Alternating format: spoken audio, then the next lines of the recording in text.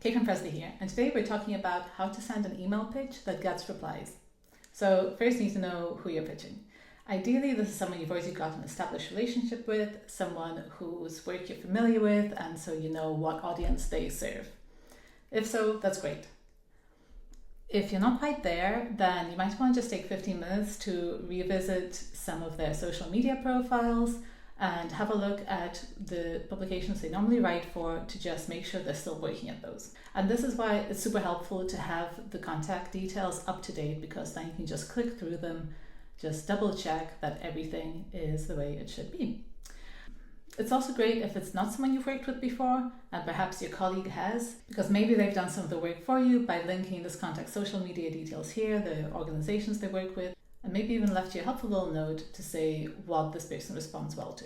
And as you go along, if you notice any new details, this is a good opportunity to update this contact just to make sure that next time you or one of your colleagues comes to pitch this person, they have all the up-to-date information. Perfect.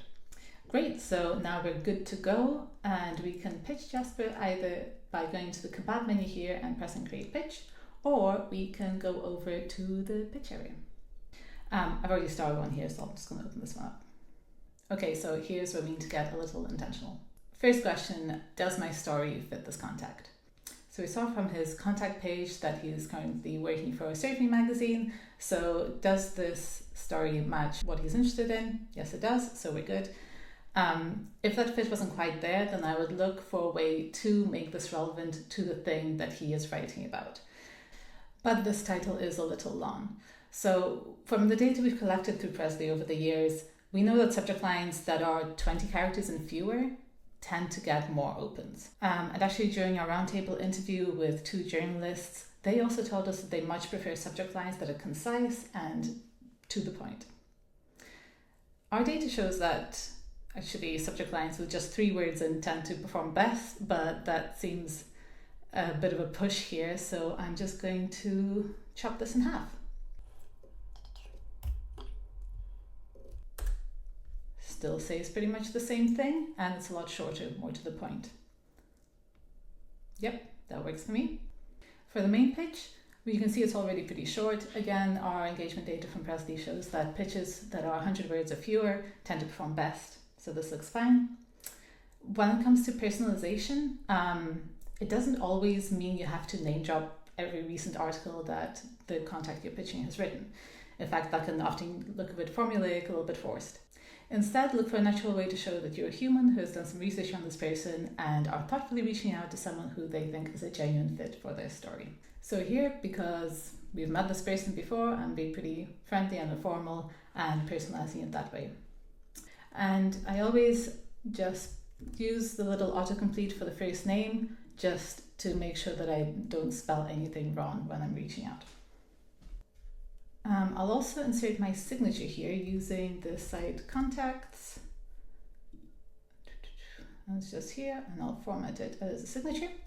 And you'll see that as part of that site contact, I've included a link to my newsroom. And that just means that if Jasper doesn't remember who I am, he can have a sneaky little look, remind himself before he replies to this pitch.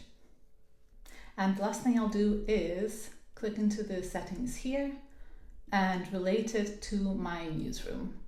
And that just means that it's very easy for me or for anyone on my team to then get an overview of all the pitches and campaigns that have been sent to do with this newsroom just by going into pitches and then filtering by this site.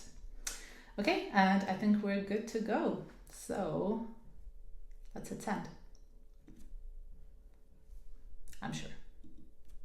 And now we play the waiting game, which admittedly sucks. Hungry Hippos is better. But after a bit of waiting, if the person you pitched hasn't gone back to you, you can always follow up. And you can do that from the pitch overview where we are now, simply by selecting Send Follow-up Pitch. Or we can go to the contact overview and follow up from there. So here we can see that it's been sent. It doesn't say that it's been opened. Let's pretend that I waited a few days to check and not a neurotic 2 minutes.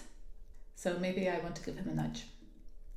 In which case I'll click Send Follow-up Email, and you'll see that this automatically pre-fills the pitch with the previous message I sent and the previous subject line.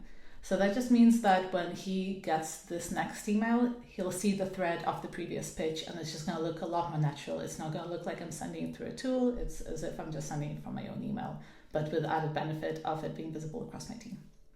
Okay, so I will just follow up and let's send that pitch. Yes, absolutely, I want to send that. Great. I think we're done. And now we just sit back and wait for that sweet, sweet coverage to roll in. Right? Right? So that's the lowdown on pitching. I hope it's been helpful. We're always working on improving these features, so love it, loathe it. Please tell us what you think. Thank you for watching. Until next time. Bye. Right? Right? It's fine. They always reply.